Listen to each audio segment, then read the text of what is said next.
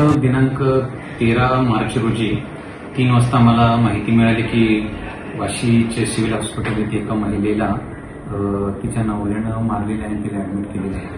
आम्ही सदर ठिकाणी जाऊन पाहिल्यास तर डॉक्टरांनी तिला मृत घोषित केलं होतं.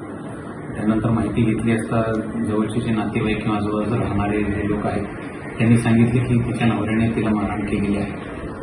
अशी माहिती मिळाल्यानंतर तत्काळ आम्ही तिचा जो नवरा होता अजय कुमार यादव वय वर्ष 40 वर्ष याला लागलीच आमच्या DB पथकाच्या मदतीने ताब्यात घेतलं आणि त्याच्याकडून अशी माहिती आम्हाला मिळाली की हा जो अजय कुमार यादव आहे मूळचा UPचा राहणारा या ठिकाणी ड्रायव्हर म्हणून काम करतो आणि ही जी महिला आहे ही 45 वर्षाची आहे, मूळची राहणारी पश्चिम बंगालची आहे. हे दोघेही लिव्ह इन रिलेशनशिपमध्ये 2020 पासून एकत्र राहतात आणि यांच्यामध्ये आपापसामध्ये अनेकदा वाद चालू असायचे.